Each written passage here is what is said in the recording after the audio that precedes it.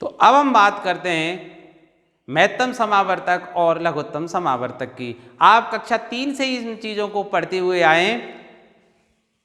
मैं शुरू करूं तो उससे पहले महत्तम समावर्तक को अंग्रेजी में हाईएस्ट कॉमन फैक्टर बोलते हैं, जबकि लघुत्तम समावर्तक को लीस्ट कॉमन मल्टीपल के नाम से हम जानते हैं। शॉर्ट में हाईएस्ट कॉमन फैक्टर को HCF, इसी तरह लीस्ट कॉमन मल्टीपल को LCM। ठीक है भाई। अब इनकी जो परिभाषा है मैं अभी बताऊंगा, पहले एक उदाहरण ले लेता हूं। जैसे एग्जाम्पल के रूप में अगर मैं कहूं आपसे कि 12, 15 और 21 का महत्तम समावर्तक, अब मैं शॉर्ट में महत्तम समावर्तक को HCF लिख लेता हूं भाई, एवं लघुत्तम समावर्तक ज्ञात करो। अब मैं दोनों को एक साथ उदाहरण लेके चलता हूं। तो देखिए नाम से हाईएस्ट कॉमन फैक्टर अर्थात वह बड़े से बड़ी संख्या, वह बड़ी से बड़ी संख्या जिसका, वह बड़ी से बड़ी संख्या ढूंढनी है जिसका 12 में भी भाग चला जाए, 15 में भी चला जाए और 21 में भी भाग चला जाए। बात आई ना समझ में? तो वह बड़ी बड़ी संख्या, बड़ी से बड़ी संख्या जिसका दी गई संख्याओं में भाग चला जाए, उन संख्याओं की महत्तम समावर्तक कहलाती है। इसी तरह भाई एलसीएम क्या है? वह छोटी से छोटी संख्या जिसमें दी गई संख्याओं का भाग चला जाए, अर्थात मुझे वह छोटी से छोटी संख्या ज्ञात करनी है जिसमें 12 का भी भाग चला जाए, 15 का भी चला जाए और 21 का भी भाग चला जाए। ठीक है। तो इनको ज्ञात करने की जो सबसे सरल जो विधि आपने पढ़ी थी वो तो अभाज्य गुणनखंड विधि थी। ठीक है। तो उसी से मैं चलो निकाल के बताता हूं आपको। जैसे पहली संख्या हमारी 12 है, इसके अभाज्य गुणनखंड कर देते हैं 2 दूनी 4 तिया 12। ठीक है भाई। इसी तरह अगली जो संख्या है 15, इसके भी अभाज्य गुणनखंड कर देते हैं 3 गुणा 5। इसी तरह जो थर्ड नंबर है 21, इसके भी अभाज्य गुणनखंड कर देते हैं 3 × 7। ठीक है भाई। अब HCF, इनका अगर हम महत्तम समावर्तक निकालते हैं तो नाम ही पता है हाईएस्ट कॉमन फैक्टर, अर्थात इसमें अधिकतम तीनों संख्याओं का क्या कॉमन हो सकता है। अब जैसे 2 है, इन दोनों संख्याओं में कॉमन नहीं है, इस सेम कंडीशन इस 2 की है, यहां तो है पर 15 और 21 में कॉमन नहीं है। 3 ही एक, केवल एक ऐसी संख्या है जो दी गई तीनों संख्याओं में कॉमन है, अतः 3 ही वह संख्या है। ठीक है भाई, जिसका 12, 15 और 21 तीनों में भाग जाएगा, अतः 3 इन तीनों संख्याओं का HCF है, महत्तम समावर्तक है। बात आई ना समझ में? अब इनकी LCM कैसे निकालें भाई? LCM क्या होती है? वह छोटी से छोटी संख्या होती है जिसमें दी गई संख्या 12, 15 और 21 का भाग चला जाए। उसके लिए कैसे ज्ञात करते हैं भाई? कॉमन में से तो 1 लिखते हैं, बाकी जो संख्याएं कॉमन नहीं है, जैसे 2 कॉमन नहीं है, ये 2 कॉमन भी नहीं है, ये 5 भी नहीं है और 7 भी कॉमन नहीं है, जो संख्याएं कॉमन नहीं है उनको भी लिखा जाता है, ध्यान रखें। तो 2 × 2 और कॉमन से 1 लिखेंगे भाई 3, फिर 5 और फिर 7।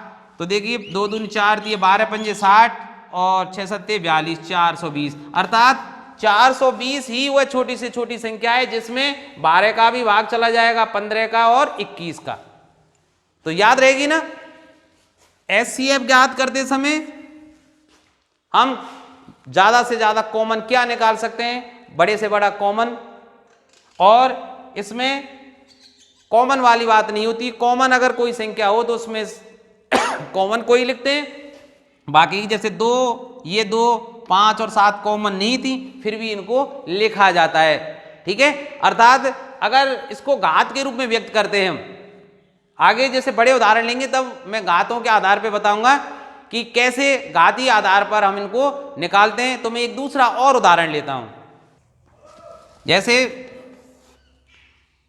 6, 72 और 420, ये 3 संख्याएं, इनके हम HCF और LCM निकाल कर देखते हैं। तो देखिए भाई, जैसे 6 को अभाज्य गुणनखंड रूप में कैसे लिखा जा सकता है? 2 × 3।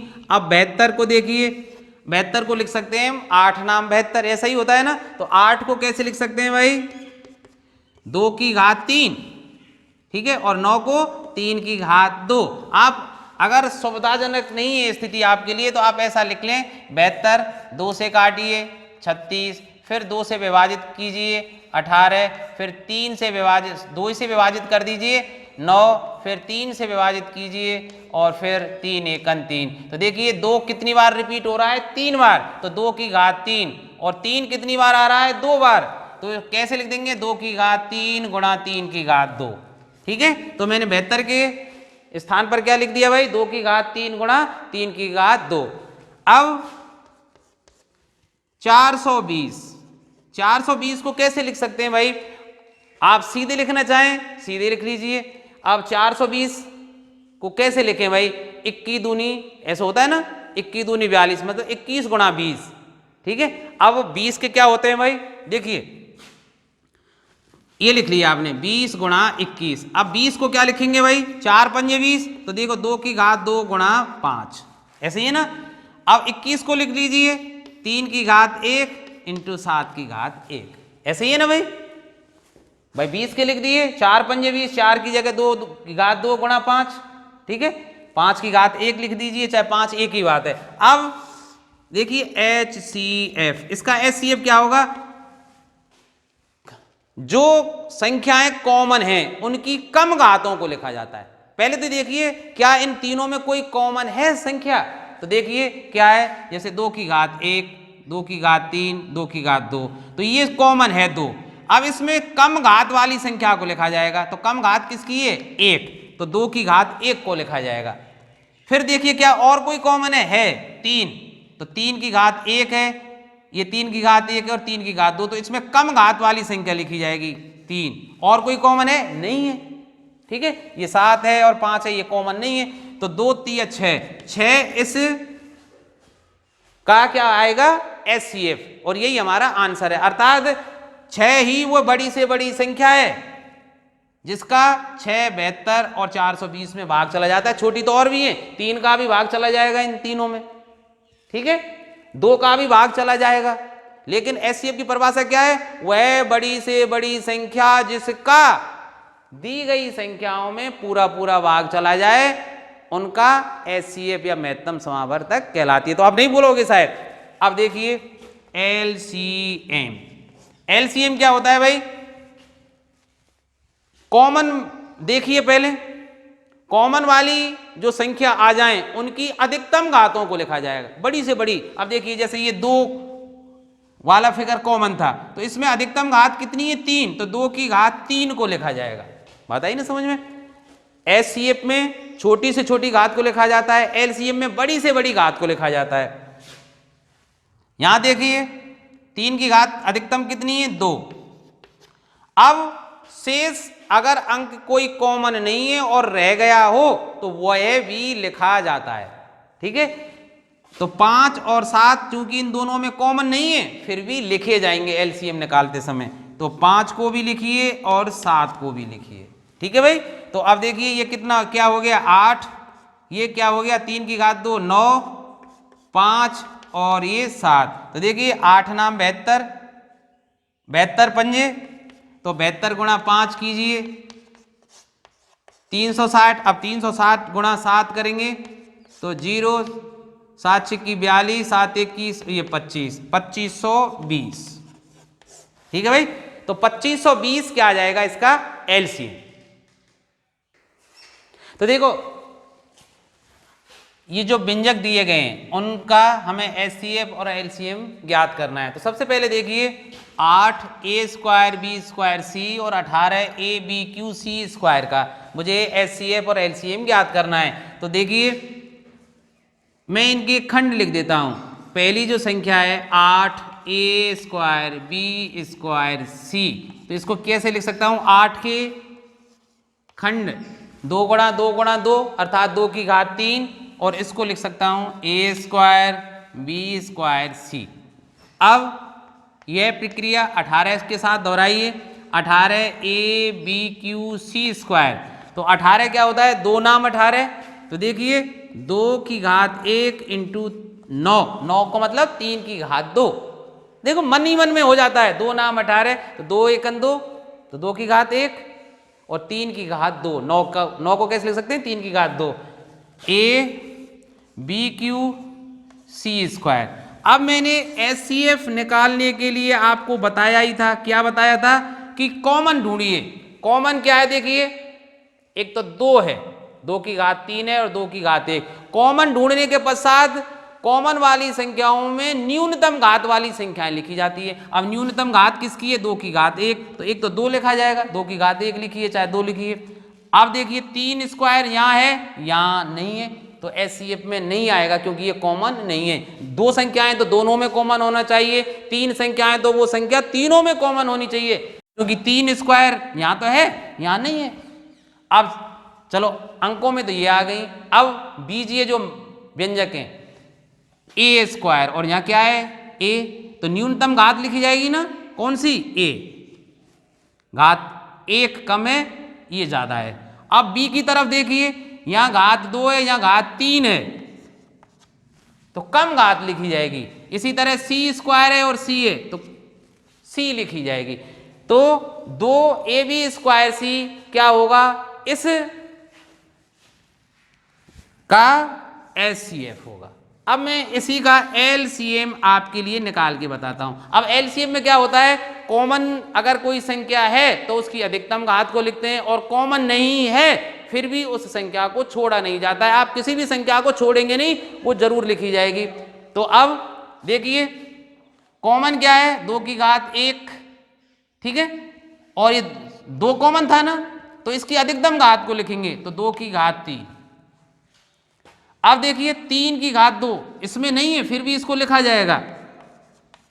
और अब देखिए a और a स्क्वायर, तो इसमें अधिकतम घात को लिखा जाएगा a स्क्वायर। इसी तरह BQ और C स्क्वायर, ठीक है, जैसे C कॉमन था तो अधिकतम घात वाली C स्क्वायर को लिखा, B कॉमन था अधिकतम घात वाली B 3 को लिखा, A कॉमन था अधिकतम घात वाली A स्क्वायर को लिखा। तो अब देखिए 2 की घात 3 का मतलब 8, 3 की घात 2 का मतलब 9, और A square BQ C square इसका मतलब 72, A square BQ C square इसका क्या हुआ, LCM इन दोनों संख्याओं का, ठीक है।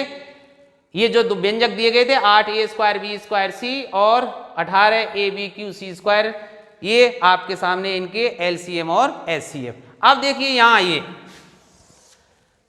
हमारे पास ये 2 बीजीय व्यंजक हैं, इन दोनों के हमें HCF और LCM निकालने। अब HCF और LCM निकालने के लिए मुझे क्या चाहिए, इनके गुणनखंड चाहिए। तो देखा पहले इसको देखिए, 20x square minus 9x plus 1, तो इसको खंड कैसे करेंगे भाई, x स्क्वायर का गुणांक 20 और अचर पद 1 है, तो 20 गुणा 1, पहली गुणा तीसरी करके देखिए, पहली का गुणांक 20, तीसरी का गुणांक 1, तो 20 के ऐसे 2 खंड बताइए जिनको जोड़ने या घटाने पर 9 आते हो। 4 पंजे 20, तो 5 और 4 दोनों ही किसके होंगे, माइनस के, क्योंकि -5 और -4 को जोड़ेंगे तो 9 माइनस के आ जाएंगे, गुणा करने पर प्लस के 20 आ जाएंगे।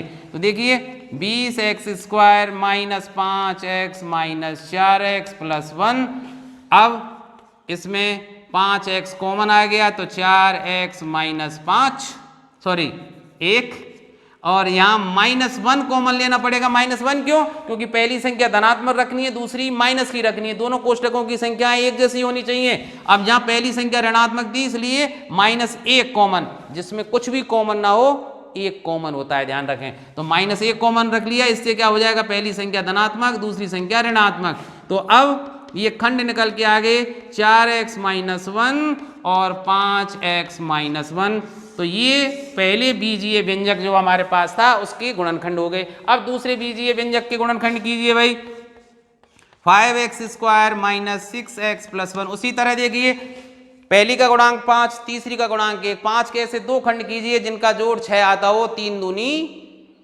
6, 3 और 2 जोड़ने पर तो 5।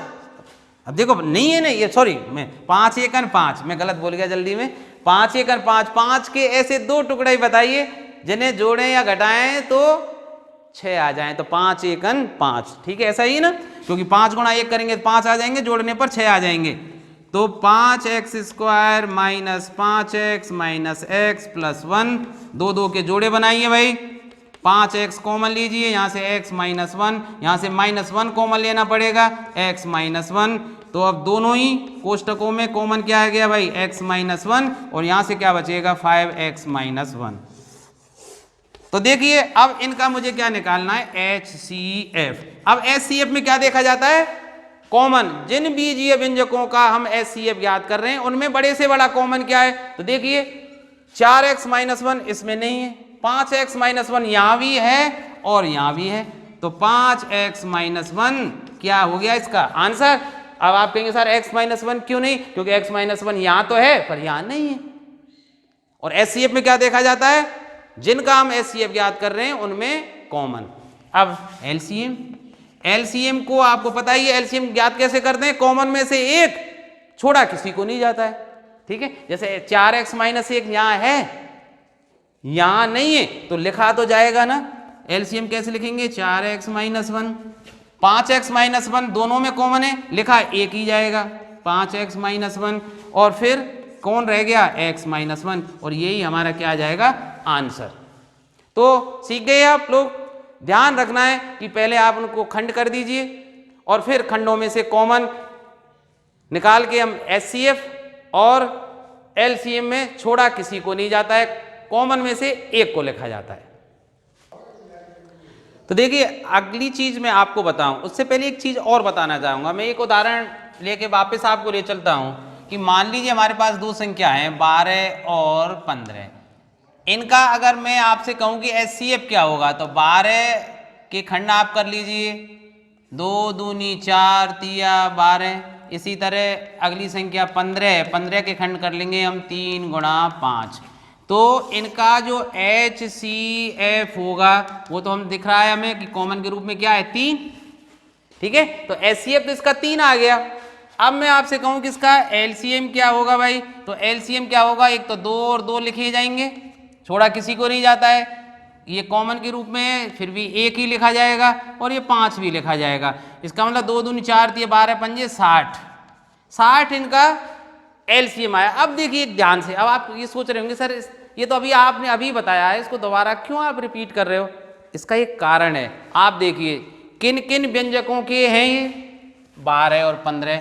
इन दोनों व्यंजकों का गुणा करके देखना, 12 गुणा 15 आप गुणा करके देखना, ये 180 आएगा, ठीक है। और HCF और LCM का गुणा करके देखना, ये भी 180 आएगा। आप कोई भी दो संख्याएं ले लीजिए, ठीक है, तो एक सूत्र निकल के आता है कि HCF गुणा LCM बराबर प्रथम व्यंजक इंटू दूसरा व्यंजक द्वितीय व्यंजक, ठीक है भाई। तो सीधी सी बात है, मैं क्या कह सकता हूं कि व्यंजकों का गुणनफल, ये दोनों व्यंजक हैं तो व्यंजकों का गुणनफल किसके बराबर होता है भाई, HCF इंटू LCM। और ये सूत्र आपको याद रखना है। कैसे याद रखना है कि भाई दिए गए व्यंजकों का गुणनफल किसके बराबर होता है, HCF और LCM के गुणनफल के बराबर होता है। और इसी का प्रयोग करके हम अब अगले सवाल को हल करके दिखाएंगे। तो देखिए अब एक बहुत महत्वपूर्ण प्रश्न आपके स्क्रीन पर है। दो व्यंजकों का गुणनफल x minus 7 x square plus 8x plus 12 है। यदि इन व्यंजकों का महत्तम समावर्तक x प्लस 6 दिया गया हो तो आप लघुत्तम समावर्तक ज्ञात कीजिए। तो ठीक है, मैंने अभी एक सूत्र बताया ना आपको कि HCF गुणा LCM बराबर क्या होता है, प्रथम व्यंजक गुणा द्वितीय व्यंजक, या कैसे कह सकते हैं हम सीधे सीधे बराबर व्यंजकों का गुणनफल, ठीक है, व्यंजकों का गुणनफल। अब मुझे क्या ज्ञात करना है इस सूत्र का प्रयोग करके कि LCM ज्ञात करना है। तो LCM या लघुत्तम समावर्तक क्या हो जाएगा कि व्यंजकों के गुणनफल में, व्यंजकों के गुणनफल में किसका भाग दे देंगे हम, HCF का, ठीक है भाई।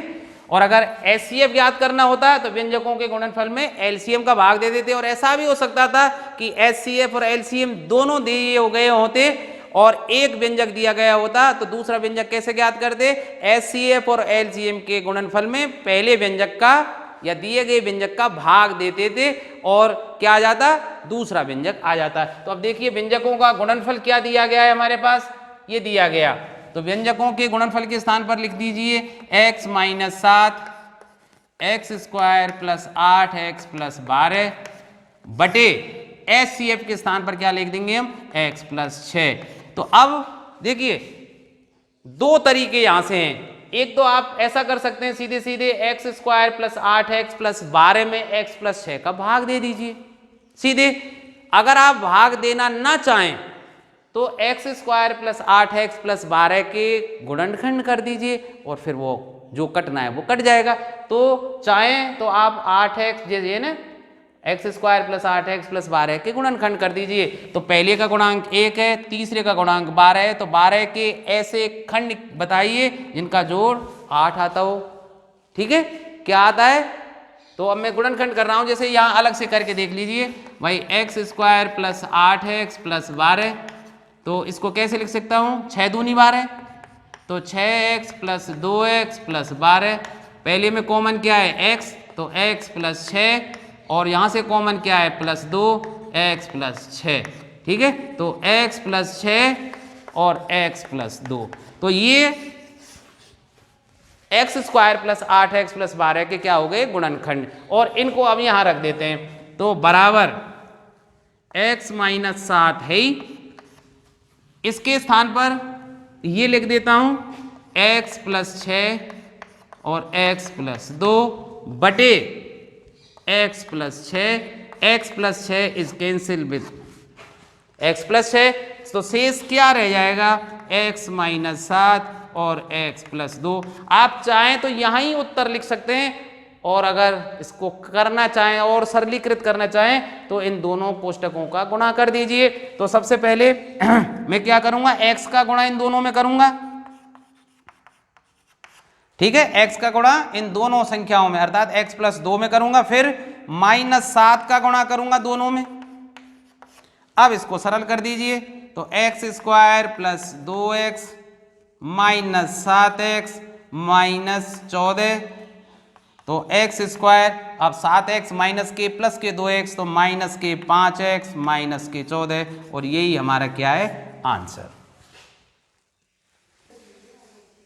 तो देखिए सबसे महत्वपूर्ण प्रश्न है आपके लिए कि दो द्विघातीय व्यंजकों के लघुत्तम और महत्तम समावर्तक के हमारे पास दिए गए हैं, जो क्रम से x³ माइनस 7x प्लस 6 और x माइनस 1 है। अब मुझे क्या ज्ञात करना है, उन दोनों व्यंजकों को ज्ञात करना है। अब ये मैंने आपको बताया था कि यदि हमारे पास दो व्यंजक ज्ञात हैं तो उन दोनों व्यंजकों का गुणनफल किसके बराबर होता है, उनके HCF और LCM के गुणनफल के बराबर होता है। ठीक है, तो सबसे पहले मुझे क्या दिया गया है कि इसका LCM इतना है। अब LCM चूंकि त्रिघात के रूप में, तो इसको मैं क्या करूंगा, सबसे पहले गुणनखंड इसके करूंगा, तब ही इस सवाल को हल कर पाऊंगा। ठीक है, अब आपने कक्षा 9 में पढ़ा था कि जो दिया गया है ना, तो सबसे पहले जो हमारे लिए दिया गया है x³ माइनस 7x प्लस 6, इसमें आपको याद आ गया होगा कि सबसे पहले क्या करना पड़ता है, x का कोई ऐसा मान रखा जाता है जिससे इस दिए गए व्यंजक का मान 0 हो जाए। ठीक है, तो मैं अगर x बराबर 1 रखूं, x बराबर 1 रखूं, तो देखिए क्या आ जाएगा, 1 की घात 3 माइनस 7 इंटू 1 प्लस 6, इसका मतलब 1 माइनस 7 प्लस 6, 6 और 1 7, 7 से 7 गए तो 0, तो 0 आ गया ना। क्या रखने पर 0 आया, x बराबर 1 रखने पर 0 आया। अतः मैं क्या कह सकता हूं कि इस व्यंजक का x माइनस 1 एक गुणनखंड होगा, एक गुणनखंड होगा। फिर शेष गुणनखंड ज्ञात करने के लिए आपको पता ही है कि क्या करते थे हम, कि x माइनस 1 को 3 बार लिखते हैं। ठीक है, याद आ गया ना, और जो संख्या है उसको ऊपर लिखते जाते हैं। हमें ये गुणा के रूप में प्राप्त करनी है। ठीक है, अब देखिए मुझे सबसे पहले एक्स क्यू लानी है, तो एक्स क्यू लाने के लिए इसमें किसका गुणा करूं मैं, एक्स स्क्वायर का। अब जो गुणा करने पर एक्चुअल में संख्या प्राप्त होगी उसको बीच में लिखते जाते थे भाई, तो कैसे लिखेंगे, x Q minus x square. अब देखिए एक्स स्क्वायर तो इसमें है ही नहीं, तो एक्स स्क्वायर मुझे एलिमिनेट करना है, तो माइनस एक्स स्क्वायर को एलिमिनेट कैसे कर सकता हूं, जब कहीं से एक्स स्क्वायर आ जाए प्लस का। तो एक्स स्क्वायर कब आएगा, जब इस कोष्टक में किसका गुणा कर दूं मैं, एक्स का। तो देखिए एक्स का गुणा करेंगे एक्स से, तो एक्स स्क्वायर प्लस के आ गए भाई, और इस प्लस एक्स स्क्वायर से माइनस एक्स स्क्वायर कट जाएगा, तो हमारे व्यंजक पे कोई प्रभाव नहीं पड़ेगा। अब एक्स का गुणा करिए -1 से, तो माइनस के एक्स। अब देखिए माइनस के साथ एक्स पहले से है, इसमें से एक माइनस एक्स आ गया, तो शेष कितने रह गए, माइनस के 6x। ठीक है, अब माइनस के 6x कैसे आए, लाने ना, मैं गुणा किसका कर दूं, -6 का, तो -6x। ठीक है, और 6 से 6 का गुणा करेंगे तो प्लस के 6 आ गया ना लास्ट का व्यंजक। तो गुणनखंड क्या हुए भाई, x - 1 सभी से कॉमन है, यहां से क्या बचेगा, x square plus x minus 6। ये बात तो समझ में आ गई ना, कि नहीं आई समझ में। चलो मैं एक बार और बता देता हूं आपको।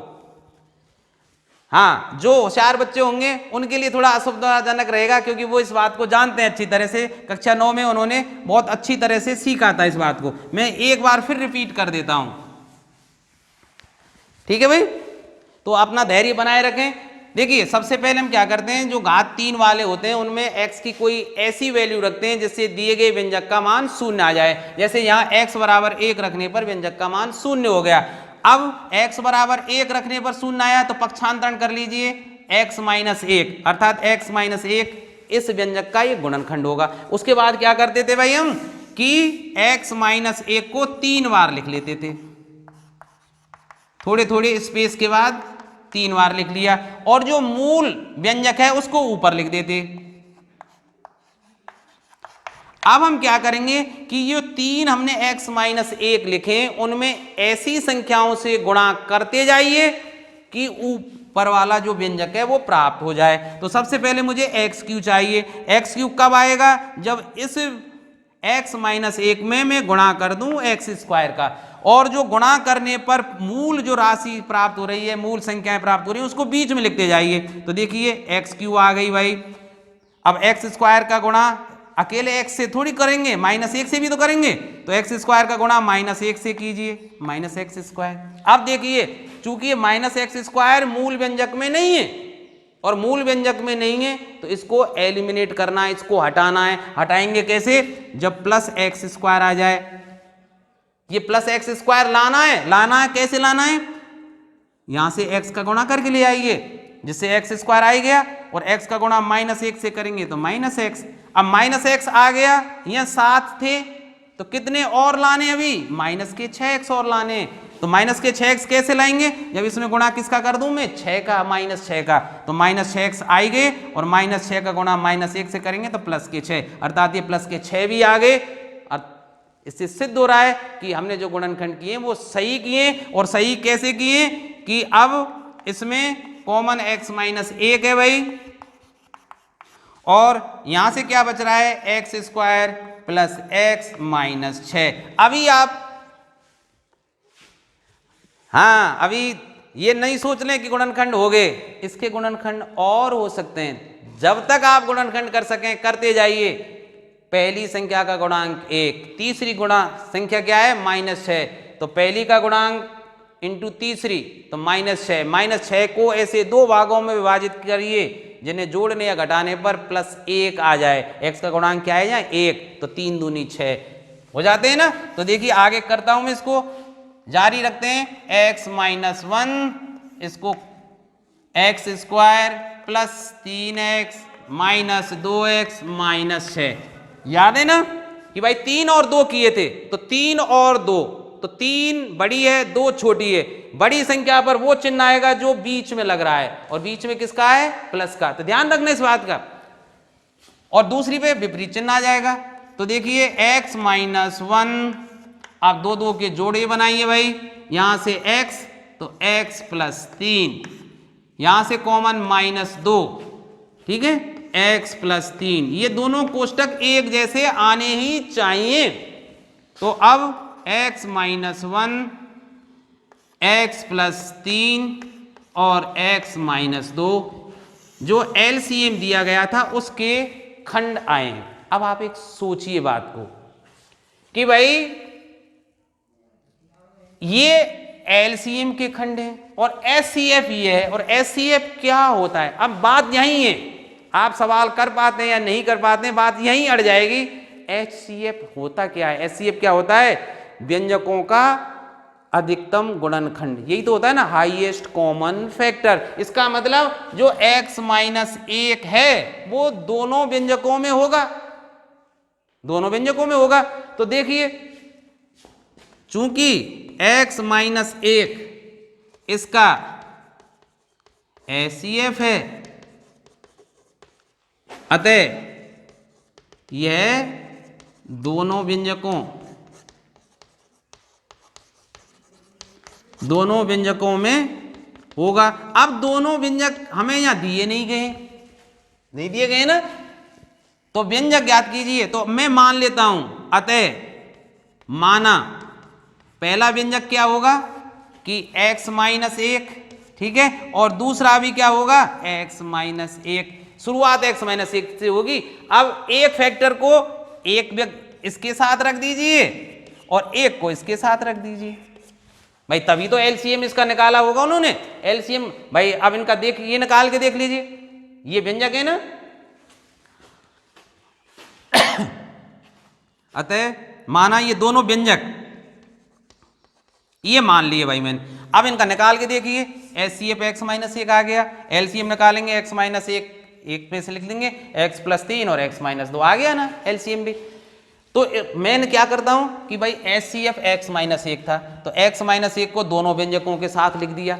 अब LCM का जो एक खंड था वो पहले व्यंजक के साथ, x प्लस 3 को पहले खंड के साथ लिख दिया, पहले व्यंजक के साथ, और दूसरा जो खंड था x माइनस 2 उसको दूसरे व्यंजक के साथ लिख दिया। ठीक है, तो पहला व्यंजक क्या हो गया x माइनस 1 और x प्लस 3, और दूसरा व्यंजक क्या हो गया x माइनस 1 और x माइनस 2। आप चाहें तो इनका गुणा करके लिख दीजिए, गुणा करके लिखना कोई कठिन नहीं है। अब देखिए x गुणा x करेंगे तो x स्क्वायर, अब देखिए 3x आएंगे और माइनस x, तो 3 में से 1 घटा दीजिए तो माइनस के 2x, और 3 गुणा माइनस 1 करेंगे तो माइनस के 3। इनका गुणा कीजिए, देखिए x स्क्वायर। अब यहाँ माइनस 1 और माइनस 2, ठीक है, तो x के गुणांक दोनों जुड़ जाएंगे, तो माइनस के 3x, क्योंकि माइनस x और माइनस के 2x, और माइनस 2 और माइनस 1 का जब गुणा करेंगे तो प्लस 2। ठीक है, अतः पहला व्यंजक आ गया x square minus 2x minus 3, और दूसरा व्यंजक आ गया x square minus 3x plus 2, और यही हमारा क्या है इसका आंसर। तो देखिए बहुत महत्वपूर्ण प्रश्न है, दो बहुपदों का LCM x³ minus 6x square plus 3x plus 10 है, तथा इसका HCF x प्लस 1 है। इसमें एक व्यंजक दिया गया है, और जो दिया गया व्यंजक क्या है x square minus 4x minus 5, तो हमें दूसरा व्यंजक या बहुपद ज्ञात करना है। अब हम जानते हैं कि अगर हमारे पास दो व्यंजक हों तो उन दोनों व्यंजकों का गुणनफल किसके बराबर होता है, इन व्यंजकों के HCF और LCM के गुणनफल के बराबर होता है। इसका मतलब सूत्र को मैं लिख देता हूं कि प्रथम बहुपद, देखिए बहुपद बोलिए या व्यंजक बोलिए एक ही बात है भाई, प्रथम बहुपद गुणा द्वितीय बहुपद बराबर इन दोनों पदों का HCF इंटू LCM। अब मुझे दूसरा बहुपद निकालना है, तो भाई दूसरा बहुपद या द्वितीय बहुपद क्या होगा, दूसरा बहुपद बराबर क्या होगा HCF और LCM के गुणनफल में प्रथम बहुपद का भाग देना है भाई। अब देखिए HCF कितना दिया गया है x प्लस 1, LCM क्या है इन दोनों बहुपदों का x³ minus 6x square plus 3x plus 10 upon प्रथम बहुपद क्या है x square minus 4x minus 5। अब देखिए यहां से आगे आपके लिए दो रास्ते हैं। पहला रास्ता क्या है भाई, आप x Q minus 6x² plus 3x plus 10 जो इन दोनों बहुपदों का एलसीएम है उसमें प्रथम बहुपद का भाग दे दीजिए और जो शेष संख्या बचे उसको आगे लिख के और गुणा कर देंगे x प्लस 1 से, क्या आ जाएगा, द्वितीय बहुपद आ जाएगा। दूसरा तरीका क्या है, आप जो एलसीएम दिया गया है इस पूरे व्यंजक के गुणनखंड कीजिए और इस व्यंजक के गुणनखंड कीजिए, जो कैंसिल आउट होंगे हो जाएंगे और जो शेष बचेंगे वो दूसरे बहुपद के रूप में प्राप्त हो जाएंगे। ठीक है भाई, तो जो सरल तरीका मुझे लग रहा है वो ये है कि इस एलसीएम को प्रथम व्यंजक से मैं भाग दे लूं। तो जो एलसीएम मेरे लिए जो दिया गया है या हमारे लिए दिया गया है वो क्या है कि x cube minus 6x² plus 3x plus 10 और इसको विभाजित करना है x² माइनस 4x माइनस 5 से। ठीक है, अब देखिए विभाजन करने की प्रक्रिया आप जानते ही हैं भाई, इसका पहला व्यंजक और इसका पहला व्यंजक एक दूसरे को विभाजित कीजिए तो एक्स क्यू को x² से डिवाइड करेंगे तो x आएगा, एक्स क्यू आ ही गया। जितनी बार भाग जाता है उसका गुणा शेष रही संख्याओं से करना ना भूलें, यही गलती होती है। तो x का गुणा माइनस 4x से करेंगे तो माइनस के 4x², x का गुणा माइनस 5 से भी करना है तो माइनस के 5x।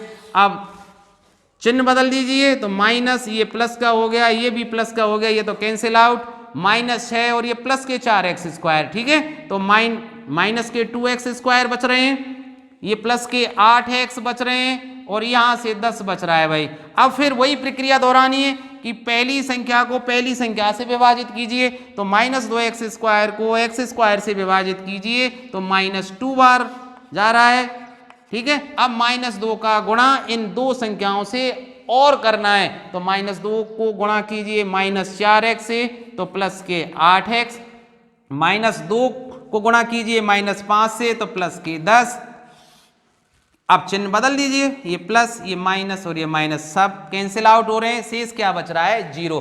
अर्थात इसको इससे विभाजित करने पर कितना आ रहा है, x माइनस 2। तो अब मैं लिख दूंगा x प्लस 1 और इसका मान हम ज्ञात कर चुके हैं, कितना आया है भाई वो x माइनस 2। अब इसका गुणा कर दीजिए भाई, इन दोनों का आप क्या कर देंगे गुणा, तो देखिए x का गुणा x से करेंगे तो x², x का गुणा 1 से x, अब माइनस 2 से गुणा कर दीजिए। ठीक है, तो कितना हो जाएगा x² माइनस x माइनस 2 और यही हमारा क्या है, आंसर है भाई। ठीक है, आप सुनिए एक बात और ध्यान रखिए, आप हो सकता है आप ये कहें सर भाजन प्रक्रिया से नहीं, मुझे तो गुणनखंड प्रक्रिया से करना है, तो भाई वो थोड़ी सी लेंदी तो है ही, चलिए आपको गुणनखंड प्रक्रिया से भी इसको करके बता देते हैं। इसके लिए मुझे इसको हटाना होगा भाई, तो यहां से मैं अब हटा देता हूं, बात वही आएगी। देखिए x² यही आना है, अब मैं इसको मिटा देता हूं भाई। ठीक है, आपको समझाने में सरलता रहे इसलिए इसको मिटा देता हूं मैं। तो मैं अब क्या करता हूं, जो एलसीएम के रूप में व्यंजक दिया गया था x³ minus 6x² plus 3x plus 10 उसके गुणनखंड करता हूं। तो भाई x³ minus 6x² plus 3x plus 10, अब मुझे क्या करना है, क्योंकि ये घात 3 से शुरू होने वाला व्यंजक है तो कैसे गुणनखंड करेंगे भाई, इसके लिए मुझे x के स्थान पर कोई ऐसी संख्या रखनी है जिससे इस व्यंजक का मान 0 हो जाए। बात आ गई ना याद। तो देखिए अगर मैं x बराबर 1 रखूं तो आपको दिख रहा है कि 1 4 14 और ये 6 रह जाएंगे माइनस, तो कभी नहीं आने वाला। प्लस की संख्या आप कुछ भी रख लीजिए नहीं आएगा। ठीक है, तो फिर माइनस की संख्या रखता हूं मैं, तो x बराबर क्या रख लेता हूं, -1 रखने पर आपको स्मार्ट बनना ही होगा। तो देखिए -1 की घात 3 क्रम है भाई, पहले आप x बराबर 1 रख कर देखिए, फिर x बराबर -1 रख कर देखिए, फिर 2 रखिए, फिर -2 रखिए, 3 रखिए, फिर -3, इतने में व्यंजक का मान 0 आ ही जाता है। तो -1 की घात 3 -6 -1² प्लस 3 -1 प्लस 10, इसका मतलब ये आ गया भाई -1 माइनस के 6, क्योंकि -1 का स्क्वायर क्या होता है +1, और ये -3 + 10, तो देखिए 10 और ये भी -10, तो बराबर 0। क्या रखने पर आया? x बराबर -1, अतः x + 1 इस व्यंजक का एक गुणनखंड होगा, इस व्यंजक का गुणनखंड होगा, एक गुणनखंड होगा, गुणनखंड होगा। शेष गुणनखंड कैसे ज्ञात करते हैं? अभी मैंने बताया था कि x + 1 को कितनी बार लिखना है? 3 बार, x + 1, x + 1 और x + 1, 3 बार लिख दिया। और जो व्यंजक है उसको ऊपर लिख देते हैं, x³ - 6x² + 3x + 10 लिख दिया। अब ऐसी संख्याओं से गुणा करते जाते हैं कि ये ऊपर वाली संख्या प्राप्त होती चली जाए। तो अब x में किसका गुणा करूं कि x की घात 3 आ जाए, x² का, और ठीक है। अब पूरा जो गुणा करके देखते हैं उसको बीच में लिखते जाते हैं भाई, x² का गुणा x से x³ और x² का गुणा 1 से तो x²। अब देखिए ये कितने हैं? -6x², ये कितने? +x²। तो -6x² कब आएंगे? जब यहां मैं क्या और लिख दूं? -7x²। भाई अपने आप सोचिए, ये +x² है, मुझे -6x² चाहिए, तो क्या लिखना पड़ेगा? -7x² लिखना पड़ेगा, नहीं ये लाने भी हैं। और ये -7x² लाएंगे कैसे? कि यहां गुणा किससे कर दूं मैं? -7x से, तो -7x² आ गए भाई। अब -7x को गुणा +1 से और करेंगे तो -7x। अब देखिए भाई -7x मुझे तो कितने चाहिए थे? +3x, और +3x कब आते? जब यहां कितने जुड़े होते? +10x, क्योंकि 10x से -7 जाने पर ही +3x बचते, और ये +10x मुझे लाने हैं। लाने कैसे हैं? कि x में किसका गुणा कर दूं मैं? 10 का, तो 10x आई गए और 10 का गुणा 1 से करेंगे तो 10। बात आई ना समझ में? तो अब संपूर्ण रूप से कॉमन क्या है? x + 1, तो x + 1 यहां से क्या बचा भाई? x² - 7x + 10। अभी कहानी समाप्त नहीं हुई है बंधु, अभी कहानी समाप्त नहीं हुई है। तो क्या होगा? इसके खंड और होंगे अभी। तो देखिए x + 1 और x² - 7x + 10, 10 भाई ये तीसरी संख्या 10 है, x² का गुणांक 1 है, तो 1 × 10 अर्थात 10 के ऐसे 2 टुकड़े बताइए कि जिन्हें जोड़े या घटाएं -7 आ जाए, -5 और -2। ठीक है, तो x + 1 x² - 5x - 2x + 10, तो देखिए x + 1 तो x² यहां से सीधे चलो सीधे 2 के जोड़ा बना के कॉमन ले लेते हैं, तो x - 5 यहाँ -2 कॉमन, x - 5। ठीक है, ये तो सरल सी चीज है, आप अच्छी तरह से जानते ही हैं। अब x - 5 दोनों में कॉमन है, यहां से क्या बच जाएगा? x - 2। तो ये खंड होकर आए भाई किसके? इसके एलसीएम के खंड ये हैं।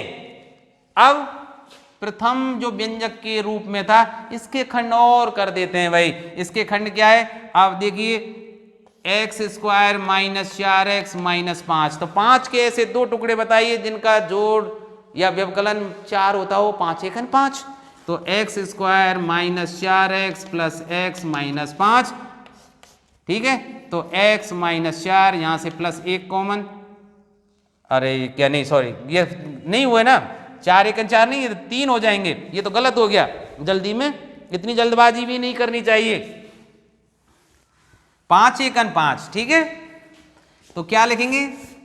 x² - 5x + x - 5। ठीक है, अब देखिए x, तो x - 5 यहाँ 1, तो x - 5, तो गुणनखंड क्या आ गए भाई? x - 5 और x + 1।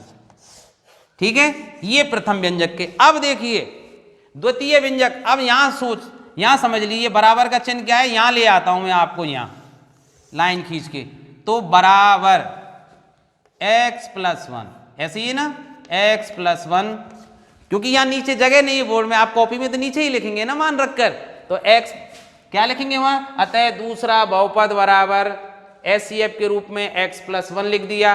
अब LCM ये था, इसके खंड आ ही गए थे। कौन से आए थे खंड भाई, ये लिख रहे हैं ना भाई, LCM के खंड इनको लिखिए, x+1, फिर क्या है x-5, फिर क्या है x-2 बटे प्रथम व्यंजक x² -4x-5 के खंड ये रहे, इनको लिख दीजिए भाई x-5, ठीक है, आपको दिख रहा है ना x-5 और x+1।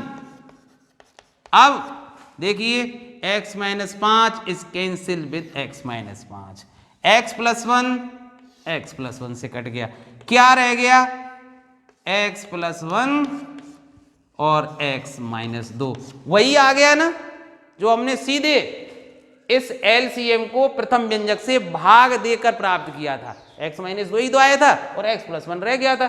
आप सीधे सीधे गुणा कर दीजिए भाई, x² ये +x और ये -2x, तो -के x और -2, और यही हमारा क्या था आंसर।